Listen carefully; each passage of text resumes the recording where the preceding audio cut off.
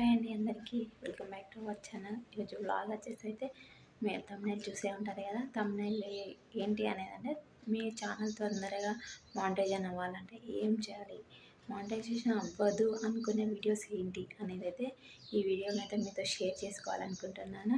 ఓకేనా ఫ్రెండ్స్, మరి వీడియోలోకి అయితే వెళ్ళిపోదాం.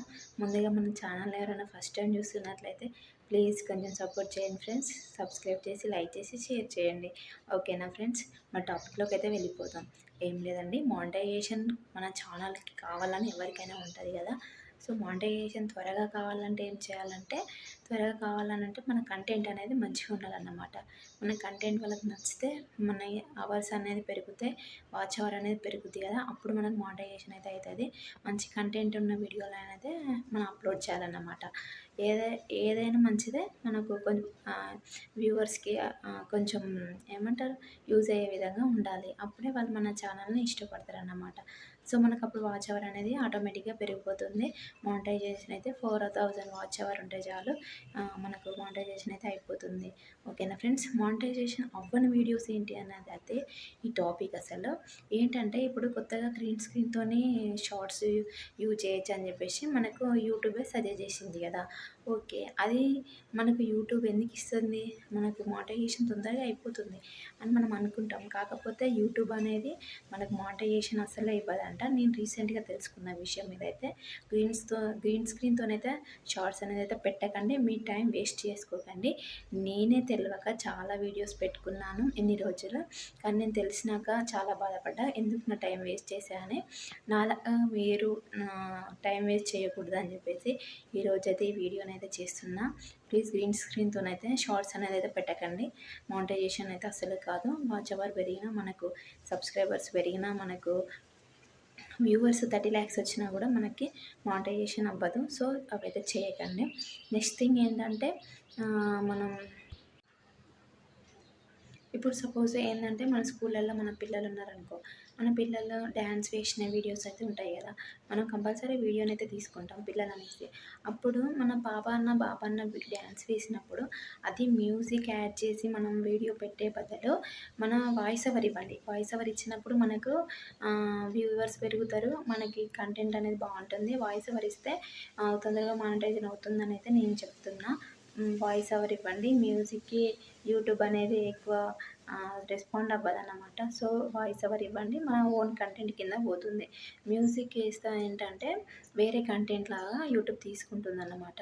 సో మనం వాయిస్ ఓవర్ అయితే ఇవ్వండి, అదే కరెక్ట్ అన్నమాట.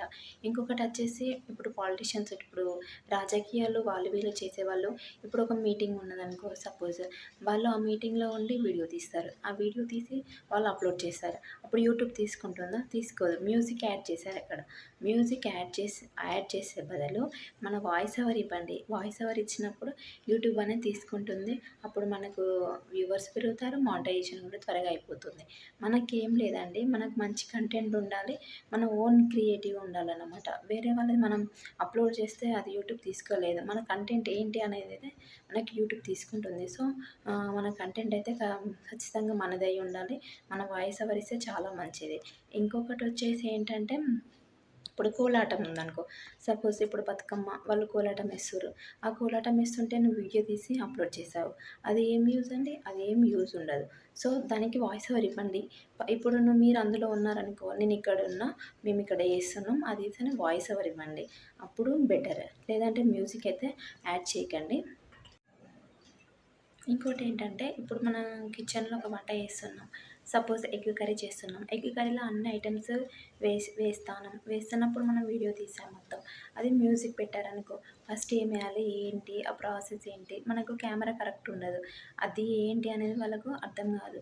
సో మీరు కొంచెం మ్యూజిక్ యాడ్ చేసే బదులు వాయిస్ ఓవర్ ఇచ్చి ఇది వేస్తున్నా, ఇది నెక్స్ట్ ఇది అని చెప్పేసి మీరు వాయిస్ ఓవర్ ఇవ్వండి. అప్పుడు కంటెంట్ అనేది బాగుంటుంది, చూసే వాళ్ళకు కూడా కొంచెం ఇంట్రెస్ట్గానే ఉంటుంది. సో అలా వాయిస్ ఓవర్ ఇచ్చి ఏదైనా కంటెంట్ ఏంది అనేది మనం చెప్తే బాగుంటుందని నా ఉద్దేశం, అంతే.